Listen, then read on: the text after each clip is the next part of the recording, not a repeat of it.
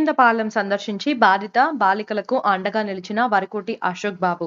బాపట్ల జిల్లా కొల్లూరు మండలం కిష్కింధపాలెం గ్రామంలో ప్రభుత్వ పాఠశాలలో మైనర్ దళిత విద్యార్థినుల పట్ల అసభ్యంగా ప్రవర్తించిన సోషల్ టీచర్ మనపై ఫోక్సో మరియు ఎస్సీ/ఎస్టీ అత్యాచార చట్టం క్రింద కేసు నమోదు చేయాలని, అలాగే జరుగుతున్న వరుస ఘటనలను చూసి విద్యార్థినులు భయాందోళనతో పాఠశాలకు రావడం మానేశారని, 70 మంది విద్యార్థినులు చదువుకుంటున్న ఈ పాఠశాలలో కేవలం 25 మంది మాత్రమే తరగతులకు హాజరవడం తల్లిదండ్రులకు ఆందోళన కలిగిస్తుందని డీఈఓ గారు, ఎంఈఓ గారు కనీసం ఇటువైపు కన్నెత్తి చూడకుండా ఆ బాధితులకు ధైర్యాన్నివ్వకుండా మీనమేషాలు లెక్కపెడుతూ విద్యార్థినుల భవిష్యత్తును గాలిలో వదిలేశారని, ఈ విధంగా దళిత బాలికల పట్ల వ్యవహరించడం చాలా హేయమైన చర్య అని, ఇప్పటికైనా బాధిత బాలికల కుటుంబాలను సందర్శించి వారి తల్లిదండ్రులకు ధైర్యం చెప్పి పిల్లలు తరగతులకు హాజరయ్యేలా చూడాలని ఆయన కోరారు. అదేవిధంగా రాష్ట్రంలో రెడ్ బుక్ రాజ్యాంగం అంటూ ప్రజలలో లేనిపోని భయాలను సృష్టిస్తూ రెడ్ బుక్ రాజ్యాంగం ఉందనే ధైర్యంతో విచ్చలవిడితనంతో నేరాలు ప్రజ్వలితున్నాయని, పోలీసులు అంటే నేరస్తులకు భయం పోయిందని, అందుకే ఇలాంటి ఘటనలు పదే పదే పునరావృతం అవుతున్నాయని వైసీపీ వేమూరు నియోజకవర్గ ఇన్ఛార్జ్ వరకోటి అశోక్ బాబు గారు తన ఆవేదనను వ్యక్తం చేశారు. పాఠశాలను సందర్శించిన వారిలో కిష్కింధపాలెం సర్పంచ్ మరియు ఎంపీటీసీలు మరియు స్థానిక వైసీపీ నాయకులు పాల్గొన్నారు. బాపట్ల జిల్లా కొల్లూరు మండలం కిష్కింధపాలెం గ్రామంలో మండల ప్రజా పరిషత్ స్కూల్లో నిన్న జరిగినటువంటి ఒక దుశ్చర్య, అది చెప్పుకోవడానికి కూడా మాట్లాడుకోవడానికి కూడా చాలా అవమానకరంగా ఉండేటువంటి పరిస్థితి ఈ స్కూల్లో జరిగింది. మరి ఈ స్కూల్లో ఒక సోషల్ టీచర్ 7th క్లాస్ బాలికలపై 6th క్లాస్ బాలికలపై అమానుషంగా ప్రవర్తిస్తూ వాళ్ళని పక్కకు పిలుచుకొని ఆ వయసులో ఉండేటువంటి పిల్లల్ని ఎత్తుకుంటూ వాళ్ళని బుగ్గలు గిల్లుతూ వాళ్ళని నడుము గిల్లుతూ ఇంకా చెప్పలేనటువంటి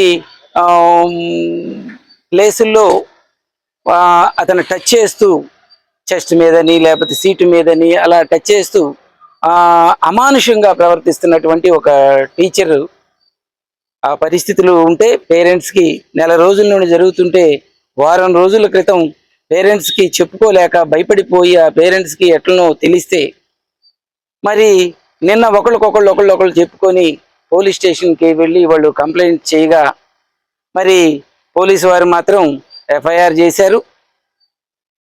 ఆ తర్వాత అతన్ని అరెస్ట్ చేయడం కూడా జరిగింది. అయితే ఇప్పుడు ఈ రోజున స్కూల్కి వచ్చి సర్పంచ్ గారు నీలాంబరమ్మ గారు, ఆనంద ఎంపీటీసీ గారు ఇక్కడ అందరం కూడా ఇక్కడికి వచ్చి గ్రామానికి వస్తే ఈ గ్రామంలో ఈ స్కూల్లో చదివే పిల్లలందరూ కూడా ఎస్సీ సామాజిక వర్గం, మాదిగ సామాజిక వర్గం మే ఎక్కువగా చదువుతూ ఉంటారు. అంటే ప్రభుత్వ పాఠశాలల్లో చదివేది ఎక్కువగా ఎస్సీ/ఎస్టీ బీసీలు చాలా తక్కువ మంది ఉంటారు. కాబట్టి నేడు స్కూల్లో జగన్మోహన్ రెడ్డి గారి ప్రభుత్వం చాలా ముచ్చటగా తయారయ్యిందని చెప్పేసి పిల్లలందరినీ కూడా ఇక్కడికి పంపిస్తున్నారు, ప్రైవేట్ పాఠశాలలకు పంపించకుండా. మరి ఇటువంటి పాఠశాలల్లో 9 మంది ఆ దళిత మాదిగ సామాజిక వర్గానికి చెందినటువంటి బాలికల్ని ఆ టీచర్ ఈ రకంగా చేశాడంటే చాలా ఇది చిన్న విషయం కాదు. మరి నేను డిఓ గారిని అడిగి ఇంతవరకు ఎడ్యుకేషన్ డిపార్ట్మెంట్ వాళ్ళు కానీ కలెక్టర్ గారికి సంబంధించి కలెక్టర్ గారు కానీ ఈ స్కూల్ విజిట్ చేయడం కానీ ఎటువంటిది చేయకుండా అదేమంటే యాక్షన్ తీసుకుంటామని అంటున్నారు. ఒక ఎంఈఓ గారిని లేడీని ఇక్కడకు పంపించి ప్రిలిమినరీ ఎంక్వైరీ చేయండి మీరని చెప్పేసి చెప్తా ఉన్నారు డిఓ గారితో మాట్లాడితే. మరి ఆయన సెలవులో ఉంటే మరి ఏమైపోతుందంటే అంటే వీళ్ళని దళిత బాలికల్ని ఆ గ్రామాలలో ప్రభుత్వ పాఠశాలల్లో మహిళల్ని ఆడపిల్లల్ని ఏం చేసినా కానీ ఈ ప్రభుత్వం పట్టించుకోని పరిస్థితుల్లోకి ఉంది. చంద్రబాబు నాయుడు గారు, లోకేష్ బాబు గారు, పవన్ కళ్యాణ్ గారు, లోకేష్ బాబు గారు ఎడ్యుకేషన్ డిపార్ట్మెంట్ మినిస్టరే కదా. లోకేష్ బాబు గారు మిమ్మల్ని అడుగుతున్నా, రెడ్ బుక్ రాజ్యాంగం ఏ రకంగా అయితే నువ్వు తీసుకొని వచ్చావో ఈ రాష్ట్రంలోకి, పోలీస్ అన్నా కానీ ప్రభుత్వ అధికారులు అన్నా కానీ ప్రభుత్వం అన్నా కానీ భయం పోయింది.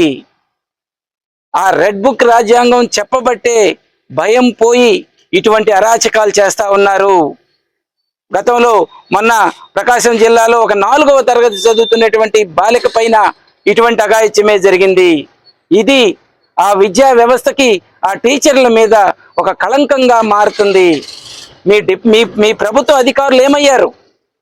ఒక దళిత స్కూల్లో అంటే బాలికలు చదువుకునేటువంటి స్కూల్ని ఎక్కడికి పోయారు కలెక్టర్ గారు అని అడుగుతున్నా, డిఓ గారు ఎక్కడికి పోయారు అని అడుగుతున్నా. ఇక్కడికి వచ్చి ఎందుకని ఇక్కడ చూడలేదా, పిల్లల్ని ఎందుకు పరామర్శించలేదని అని అడుగుతున్నా. రేపు ఇక్కడ చదివేటువంటి పిల్లలు 70 మంది పిల్లలుంటే ఈ రోజున 25 మంది పిల్లలు మాత్రమే ఇక్కడికి ఈ స్కూల్లోకి ఈ రోజు రావడం జరిగింది. మీరు గ్రామంలోకి వచ్చి, పల్లెలోకి వచ్చి ఆ పిల్లల యొక్క తల్లిదండ్రుల్ని ఎడ్యుకేట్ చేసి చదువుకోండి అని చెప్పేసి చెప్పాల్సినటువంటి మీరు కనీసం ఆ స్కూలు, ఆ పేరెంట్స్ని పట్టించుకోకుండా, వాళ్ళకి సంబంధించినటువంటి ధైర్యం చెప్పకుండా, ఆ కేసు వివరాలు మీరు ఇక్కడికి వీళ్ళకి తెలియజేయకుండా ఒక ఎంఈఓ గారిని ఇక్కడికి పంపించి, అది అందులోనూ లేడీని పంపించి 3 టీచర్లు ఉన్నారు, బిక్కుబిక్కుమంటా ఉంది. పల్లెలో ఒకవేళ గ్రామస్తులు ఒకవేళ ఏమన్నా దాని మీద తప్పుడు నిర్ణయం తీసుకుంటే అక్కడ సెంట్రీ చేయడానికి కానీ ఎవరు ఒక కానిస్టేబుల్ను కూడా ఇక్కడ పెట్టలేదు. మరి ఇంత దుర్మార్గం ఏంటో నాకు అర్థం కావట్లేదు. ఏమైపోతే ఏం పర్లేదు, వాళ్ళకి సంబంధించినటువంటి ప్రైవేట్ పాఠశాలలు డెవలప్ అవుతాయనా? జగన్మోహన్ రెడ్డి గారు నాడు నేడు స్కూల్స్ కింద ఇంత బాగా చేశారు, మంచి పేరు వస్తుంది, వీటిని చెడిపేద్దామనే. మన పవన్ కళ్యాణ్ గారు వేరే ఒక స్కూల్కి వెళ్ళి ఎప్పుడు వచ్చినాయి మీకు బెంచీలు అంటే జగన్మోహన్ రెడ్డి గారి పీరియడ్లో అంటే బాగున్నాయని చెప్పేసి చెప్పారు. కొంచెమన్నా ఎట్లా అమ్మ ఒడి తీసేశారు మీరు. పిల్లలు చదువుకోనీయకుండా, పేద పిల్లలు చదువుకోకుండా చేసేశారు మీరు ఆల్రెడీ. మరి ఇక్కడ బాత్రూములు ఎలా ఉన్నాయో, లేకపోతే ఇక్కడ వాళ్ళకి మధ్యాహ్నం భోజనం ఎలా ఉందో కనీసం చూసేటువంటి పరిస్థితి కూడా లేదు. మీరు ఆడపిల్లల మీద విద్యా వ్యవస్థలో ఉన్న ఒక టీచర్ అఘాయిత్యం చేస్తేనే పట్టించుకొని మీ ప్రభుత్వం, అయ్యా దయచేసి చంద్రబాబు నాయుడు గారు, మీ కూటమి ప్రభుత్వం మీరు చెప్పండి, మీ అబ్బాయికి చెప్పండి, ఈ యొక్క దళితుల పిల్లల మీద ఈ రకమైనటువంటి అఘాయిత్యాలు చేయకుండా చూడమని రెడ్ బుక్ రాజ్యాంగం చెప్పినందువల్లనే ఇది జరుగుతుందని చెప్పేసి చెప్తున్నా. పోలీసు వారికి, పోలీసు వ్యవస్థకు కూడా చెప్తున్నాను, రెడ్ బుక్ రాజ్యాంగం కానీ మాట్లాడితే మొట్టమొదటిగా పోయేది పోలీసు వ్యవస్థ అంటే భయం పోతుంది. అందువల్లనే ఈ రాష్ట్రంలో అరాచకాలు పెరుగుతూ ఉన్నాయి. పోలీసు వ్యవస్థ అంటే భయం ఉండాలంటే మీరు సిన్సియర్గా డ్యూటీలు చేయాల్సినటువంటి అవసరం ఉంది. అంతేగాని తెలుగుదేశం వాళ్ళు చెప్పినట్టు అక్రమ కేసులు పెట్టి ఎవరైనా దాడి చేసి వాళ్ళ మీద అక్రమ కేసులు పెడితే వాటిని మీరు సమర్థించడం ద్వారా ఖచ్చితంగా మీకు కుటుంబాలు ఉన్నాయి, మీకు పిల్లలు ఉన్నారు, మీకు ఆత్మగౌరవం ఉంటుంది, మీరు దాన్ని ఖచ్చితంగా కోల్పోతారని చెప్పేసి చెప్తా ఉన్నాం. వీటిని మీరు సమర్థించడం ద్వారా ఖచ్చితంగా మీకు కుటుంబాలు ఉన్నాయి, మీకు పిల్లలు ఉన్నారు, మీకు ఆత్మగౌరవం ఉంటుంది, మీరు దాన్ని ఖచ్చితంగా కోల్పోతారని చెప్పేసి చెప్తా ఉన్నాం. ఇటువంటి వీటికి వెంటనే ఎస్పీ గారు కానీ, కలెక్టర్ గారు కానీ ఖచ్చితంగా ఇక్కడికి వచ్చి వాళ్ళ పిల్లల యొక్క తల్లిదండ్రుల్ని పరామర్శించి, ఈ గ్రామంలో ఇదేంది ఒకళ్ళ మీద జరిగింది కాదు, ఇది మూకమ్మడిగా జరిగింది. ఇది ఆ పల్లెలో వాళ్ళ పేరెంట్స్కి కౌన్సిలింగ్ ఇచ్చి, పిల్లలకి కౌన్సిలింగ్ ఇచ్చి, వాళ్ళకి ప్రభుత్వం నుండి రెమ్యూనరేషన్ ఇప్పించేటట్టుగా వాళ్ళకి చెప్పి ధైర్యం ఇచ్చి ఈ స్కూల్ని మళ్ళీ యథాస్థితికి, యథాస్థానంలోకి పెట్టాల్సినటువంటి బాధ్యత ప్రభుత్వ అధికారుల మీద ఉంది.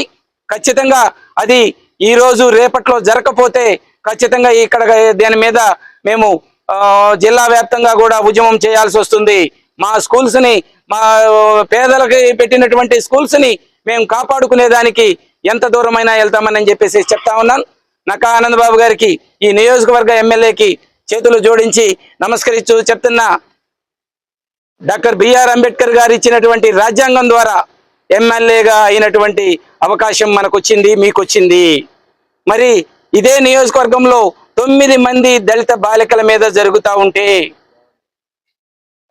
లైంగికంగా వాళ్ళు వేధింపులకు గురవుతా ఉంటే, ఆనందబాబు గారు ఇంతకంటే మీకు ఇంపార్టెంట్ ఏదీ లేదు, దయచేసి రండి, రాజకీయం వద్దు, ఇక్కడ రాజకీయాలు మాట్లాడాల్సిన అవసరం లేదు, ఆ పల్లెల్ని కాపాడుకుందాం, దళిత స్కూల్లో ఉండేటువంటి దళిత పిల్లలు చదువుకునేటువంటి, పేద పిల్లలు చదువుకునేటువంటి ఆ స్కూల్స్ని కాపాడుకుందాం, ఆ పేదలకి తల్లిదండ్రులకి అండగా ఉందామని చెప్పేసి మీకు చేతులు జోడించి నమస్కరిస్తున్నా.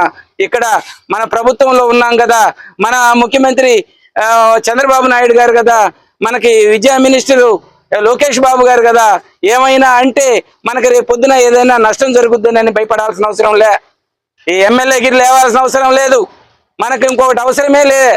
మనం ఎవరికైతే డాక్టర్ బిఆర్ అంబేద్కర్ గారు మనకి ఎవరినైతే మనం చేయాలని చెప్పేసి రాజ్యాంగం ద్వారా మీకు రిజర్వేషన్ ఇచ్చారో ఆ బిడ్డల్ని కాపాడుకోలేకపోతే మీకున్న ఎమ్మెల్యే అవసరం లేదు, నాకున్న ఈ రాజకీయము అవసరం లేదని చెప్పేసి చెప్తా ఉన్నా.